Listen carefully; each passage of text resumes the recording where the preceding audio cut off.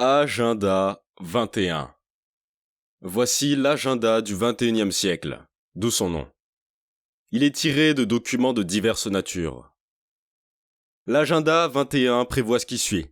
Fin de la souveraineté nationale, planification et gestion par l'État de toutes les ressources terrestres, des écosystèmes, des déserts, des forêts, des montagnes, des océans et de l'eau douce, l'agriculture, le développement rural, la biotechnologie, et garantie de l'équité, c'est-à-dire de l'égalité des esclaves. Les gens se font dire quel sera leur travail. Il existe des restrictions majeures à la circulation, la création de zones d'établissement humain, on s'y prend au fur et à mesure, la réinstallation massive de personnes qui ont été forcées de quitter la terre où elles vivent actuellement, la réduction de l'éducation, la population mondiale en décroissance massive à la suite de tout ce qui précède. Voici une carte de l'Amérique telle que souhaitée et projetée par les programmes de la biosphère et du patrimoine mondial. Et chaque fois que vous voyez la diversité, la pérennité ou l'agenda 21, ils ne font que relier des termes interchangeables. Les zones en rouge sur cette carte de l'Amérique sont donc destinées à être des réserves principales et des corridors peu ou pas utilisés par l'homme. Pouvez-vous imaginer le nombre de personnes à faire déplacer pour rendre cela possible ?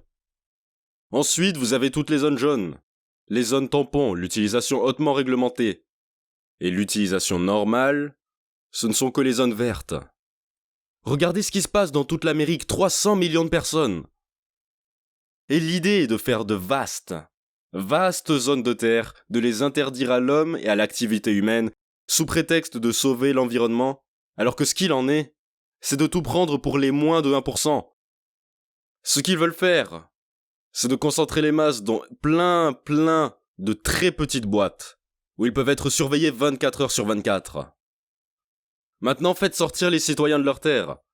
Ainsi, ils modifient les lois et apportent des changements économiques qui rendent impossible pour ceux qui ne font pas partie de l'élite de rester sur les terres. Ainsi ce qu'ils font dans le cadre de l'agenda 21. Et l'Amérique en est le meilleur exemple. C'est qu'ils ne financent tout simplement pas les communautés rurales. Ils ne financent pas les écoles rurales. Ils ne réparent pas les routes rurales pour rendre la vie impossible à ceux qui ne font pas partie de l'élite pour rester sur la terre. Les gens se font arnaquer parce qu'ils ne pensent pas qu'il soit possible de manipuler le temps, de créer des conditions météorologiques extrêmes pour pousser la population dans des situations qui l'éloignent de son territoire. Mais en fait, le docteur Richard Day était en fait un manipulateur météo pendant la Seconde Guerre mondiale. Certains prétendaient qu'il était impossible de le faire. Bien sûr que c'est possible. Ça remonte à loin. Il y a quelques années, un documentaire de la BBC a même révélé que l'inondation de Lynmouth, en 1952, qui a tué de nombreuses personnes et dévasté ce village du Devon, avait en fait été créée par la RAF, qui menait une opération appelée Opération Cumulus, également connue sous le nom d'Opération Witch Doctor, Docteur Sorcier, qui consistait à mettre du soufre dans l'atmosphère de cette région. Et il se dit même qu'avant les inondations massives, la population avait en quelque sorte goûté et senti le soufre dans l'air. Cette opération a provoqué une énorme tempête de pluie qui a créé l'inondation, laquelle a engendré la catastrophe de Lynmouth.